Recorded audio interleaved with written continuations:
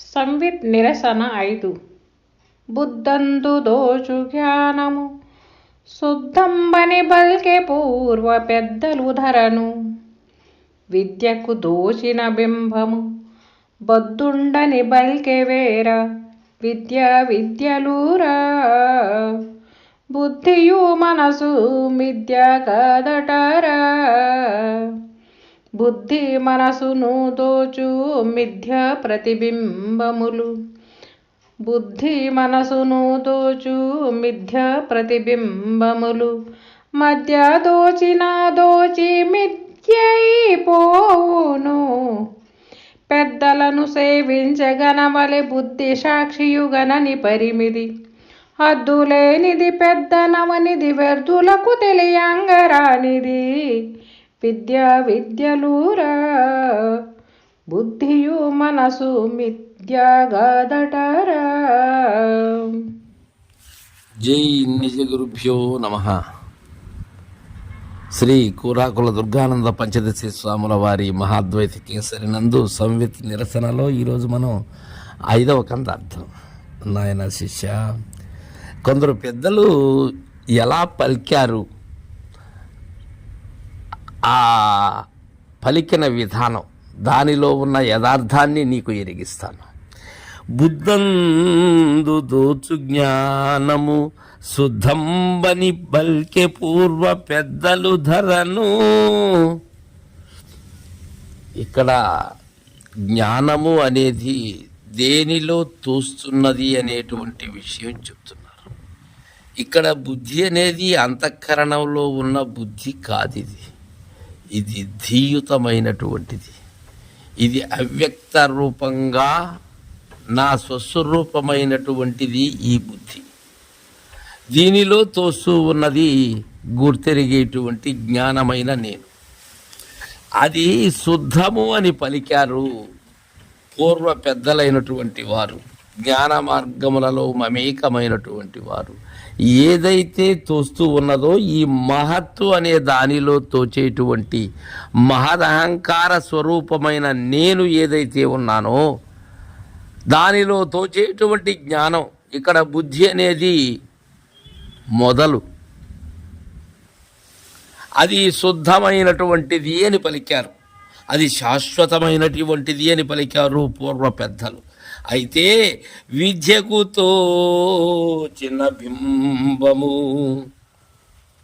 ఇక్కడ విద్యకు తోచిన బింబం అంటే ఏంటి? విద్య అంటే ఏంటి? తెలివి. తెలివికి తోచినటువంటి జ్ఞానం, దాని ప్రతిబింబమే అది. బుద్ధికి తోచినటువంటి జ్ఞానమే విద్యకు తోచినటువంటి బింబము, రెండు ఒకటే.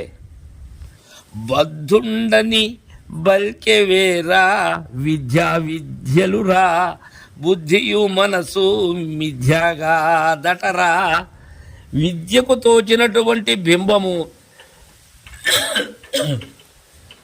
ఏది? నేను.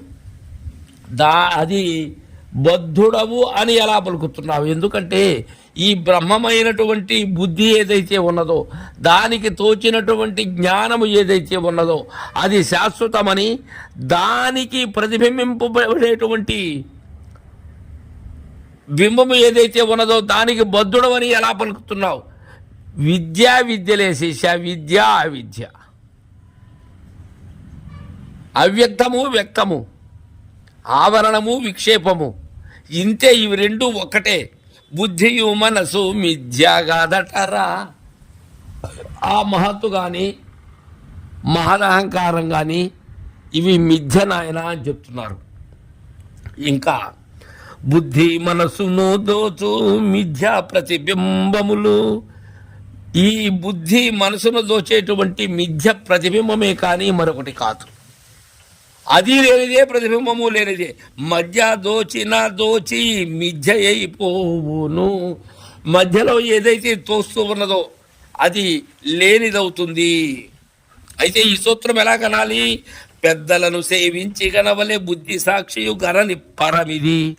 పెద్దలైనటువంటి శివరామ దీక్షిత సాంప్రదాయకులైనటువంటి వారిని సేవించి దీనిని తెలుసుకోవాలి.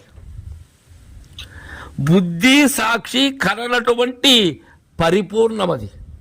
బుద్ధి వల్ల కాదు, నీ మహత్వం వల్ల కాదు, అలానే దానికి ప్రతిబింబమైనటువంటి నీ జ్ఞానం వల్లను కాదు.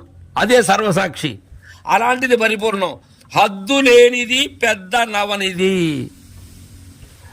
దానికి హద్దు లేదు. హద్దు ఉన్నది ఏది? ఈ బుద్ధి అనేటువంటి సర్వసాక్షి.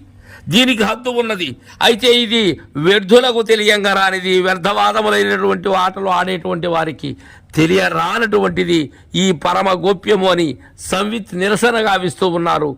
చాలా ఎంతో గురు అనుగ్రహంతో తేట తెల్లం కావలసినటువంటి విచారణ ఇది. జై గురుదేవ. తర్వాత మిత్ర గ్రంథాలతో రేపు ముచ్చటించుకుందాం.